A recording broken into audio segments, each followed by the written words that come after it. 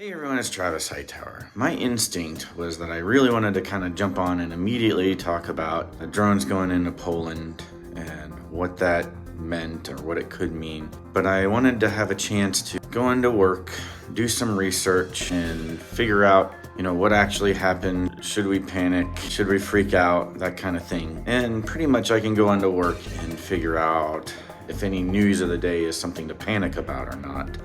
This is an actual serious event and needs to be taken seriously. It's not panic worthy, but it is an escalation, and people have talked about whether or not Europe should escalate. Well, this isn't an escalation on the part of Russia, and we can talk about that in terms of a lot of different ways. Of course, they're going to deny that this was on purpose or that it was an accident. But when you have 19 objects now, and I think last night it was as many as 8, but now it's up to 19 objects enter sovereign airspace and go as far as 100 miles away from Warsaw, that's a pretty big mistake.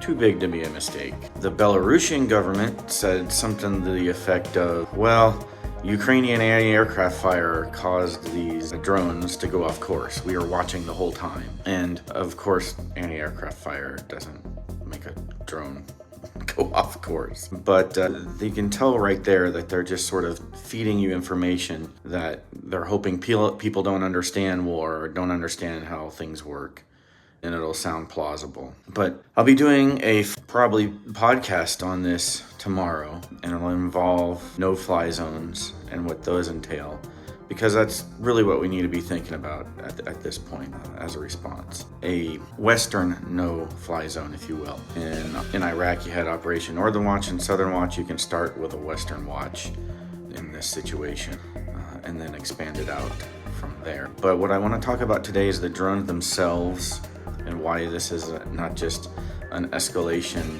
of the Ukraine war, but a testing of all free nations in general. And that's because and hopefully I'll be able to add some pictures to this, but the Shahid drone has a 2,500 mile radius, which means if they're launched from Belarus, as these ones seem to have been, they can reach pretty much anywhere in Europe. So check out this graphic that I have just made and put up here. They have also, Russia has doubled their drone production capability and launch capability. So in 23, at the start of 23, they had 5 launch sites, and they've added 3 more since then. And with production and assumption that more launch sites are on the way. Now, normally you can launch these drones from any portable site.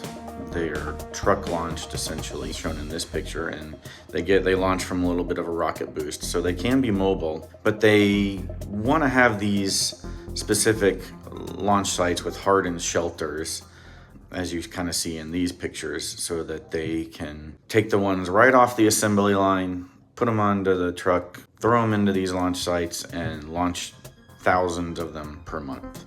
So that's their goal, that's their escalation. And when you have thousands of them, you can terrorize Ukraine with it, but in an instant, you can start going after all of these other European nations. And what do the drones give the opportunity? Some of them will get through, most of them will get shot down, but they allow you to attack with more, shall we say, explosive type things. And when you attack with drone swarms like this, a big percentage of them will be decoys, so that you're wasting munitions on junk, and then the rest of them will have actual explosives, so you don't know which ones to really go after. And that was kind of Poland's problem in this situation, is they went after the ones that they assessed to be a threat, and probably none of them were actually armed this time, because it was all just a big test. Anyway, so those are some of my thoughts on this situation. Everybody's talking about it, and rightfully so. It's one of those things that deserve to be talked about. And one thing that I want to stress is that the solution to this, the tough posturing, doesn't mean war. It means getting cowards to back down from a war, or giving Ukraine the real chance it needs to win and gain control of the air themselves. But we'll talk more about that tomorrow. So until then, glory to the heroes.